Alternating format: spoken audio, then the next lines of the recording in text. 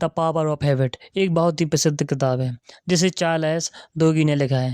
यह किताब हमें सिखाती है कि हमारी ज़िंदगी का लगभग 40% हिस्सा आदतों से चलता है। अगर हम अपनी आदतों को समझ लें और बदलना सीख लें तो अपनी पूरी ज़िंदगी बदल सकते हैं।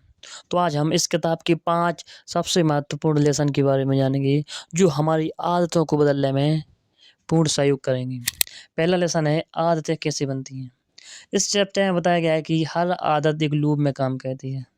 पहले कोई संकेत आता है जैसे बुरी की आदत, फिर हम एक आदत रूटीन कहते हैं जैसे मान लो मोबाइल चलाना, और अंत में हमें एक इनाम रिवार्ड मिलता है जैसे मजा या राहत आना।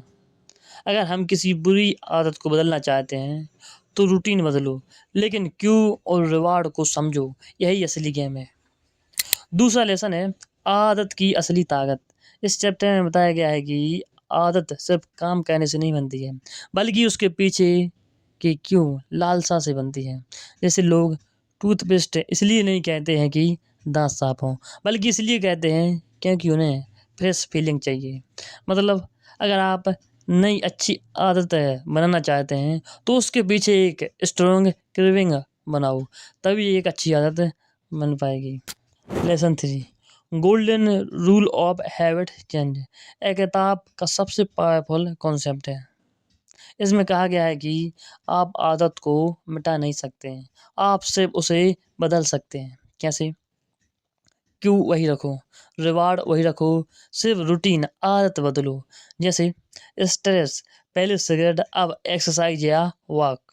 धीरे धीरे दिमाग नई आदत को एक्सेप्ट कर लेता है। चौथा लेसन एक आदत है जो सब बदल दे। इस चैप्टर में बताया गया है कि कुछ आदतें ऐसी होती हैं जो बाकी सब चीज़ों को बदल देती हैं। जैसे रोज एक्सरसाइज करना, सुबह जल्दी उठना, डेली प्लानिंग करना। इन्हें क्यूस्टोन हैबिट कहते हैं।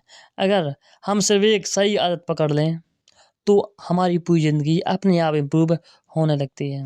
और पांचवा लेसन है विल पावर, सफलता की असली कुंजी है। इस चैप्टर में बताया गया है कि विल पावर यानी इच्छा शक्ति एक स्किल है जो सीखी जा सकती है, यह जन्म से नहीं बनती है, इसे प्रैक्टिस से मजबूत किया जाता है। जैसे छोटे छोटे गोल्स पूरे करना, खुद को कंट्रोल करना और डिसिप्लिन बनाना। जितना स्ट्रॉन्ग हमारी विल पावर होगी उतनी ही हम अपनी आदतों को कंट्रोल कर पाएंगे। तो दोस्तों हमारी ज़िंदगी हमारी आदतों का रिजल्ट है। अगर आदतें बदल गई तो ज़िंदगी अपने आप बदल जाएगी। इसलिए आज से खुद से एक सवाल पूछो, मेरी कौन सी आदत मुझे पीछे खींच रही है, और फिर उसे बदलने की शुरुआत करो। धन्यवाद।